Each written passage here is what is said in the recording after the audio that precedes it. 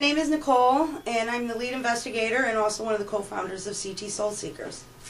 We were honored to have the opportunity to investigate Whitehall Mansion.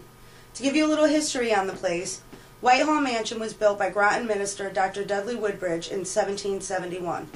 Dr. Dudley and his wife Sarah had 9 children.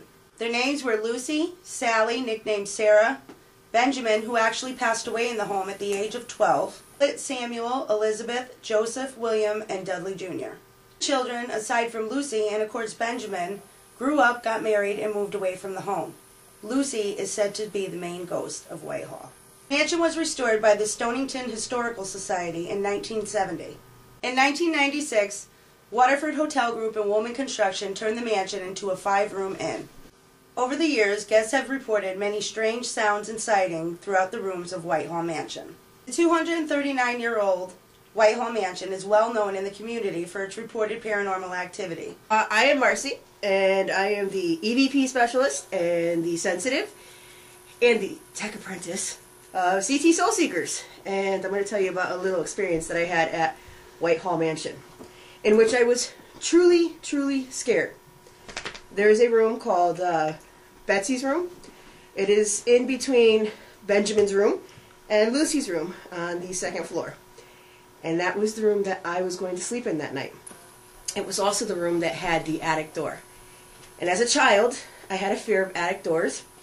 So I had called Angel in the room to close the attic door before I went to go to sleep. It was closed, everything was okay. I turned the TV on, I was getting ready to go to sleep, and all of a sudden I heard from the attic door. Totally freaked out. Thought at first that Angel might have been on the other side of that door trying to freak me out.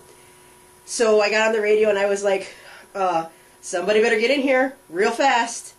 And here comes Angel running from the other door in there. And I was like, okay, Angel's not there. So I told him what was going on. He knew that I was scared. And needless to say, I did not sleep in that room that night. I ended up sleeping in a room with a camera on me all night. And I don't scare very easily. That scared me. EVPs are electronic voice phenomenon. It is believed that spirits can speak to us on a different frequency. So we use our recorders. We ask questions like, is there anybody here with us? How old are you? Do you know that you're dead? And we leave space like 10-15 seconds between each question, and hopefully they will talk back to us. Cool thing is that we have one recorder, which is a professional audio equipment that allows us to listen live. So there are times where you'll see me or another team member with headphones on, and while we're actually conducting the EVP sessions, you can actually hear somebody talk back to us, and it's happened on a couple occasions. In Sarah's room, we had a lot of experiences with EVP. We caught a lot of EVPs there, of being touched while you were laying on the bed. But all of the EVPs, except for 2 of them, were actually caught in Sarah's room, and they were telling us things like, he knows. Benjamin's room, creepy, very creepy, which we had some really awesome experiences in there. And Lucy's room was said to be supposed to be where all the activity was, but honestly I didn't really feel anything in Lucy's room. And I think it was Benjamin's room and Sarah's room were the most, and then of course Betsy's room with the doorknob thing. But yeah, I felt that we felt presence around. I did. Hi, my name is Angel. I'm the tech manager and co-founder of CT Soul Seekers. Personal experience that I had in Benjamin's room.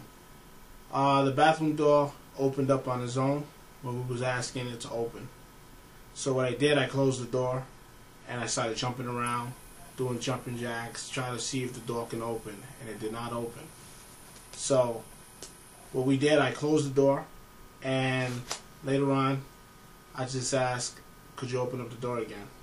And it did. Hi, this is Steve Fernino from CT Soul Seekers Paranormal Investigations. Our first clip will show the door to Benjamin's room opening on its own. Although the mansion does have the funhouse effect, gravity should have pulled the door in the opposite direction. Needless to say, we were very impressed when it happened a second time. Watch and see.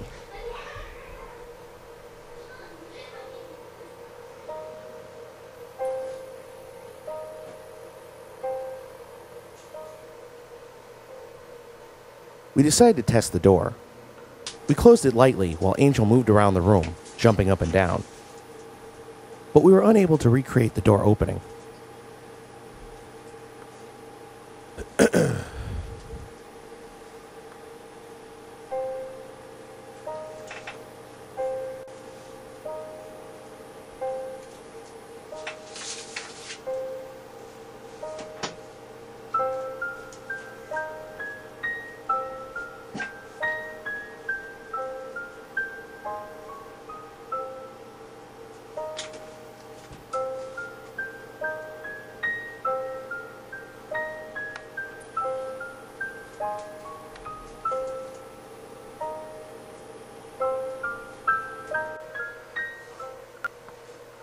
Although we were unable to make the door open by recreating movements, we were astonished as the door opened yet again for a third time on its own. Here's the clip. It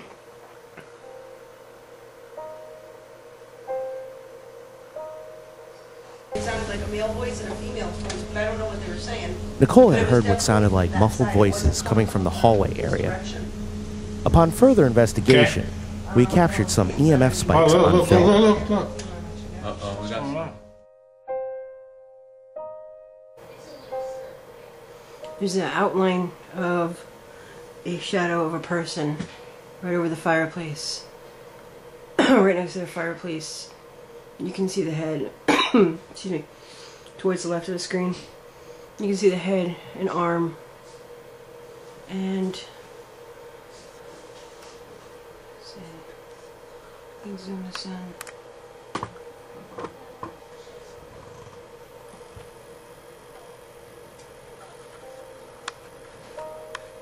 Right there. Soul Seekers are proud members of Paranormal Research Groups, which is an alliance of like-minded paranormal investigative teams. If you'd like to know more information about Paranormal Research Groups, please visit the web at www.paranormalresearchgroups.com.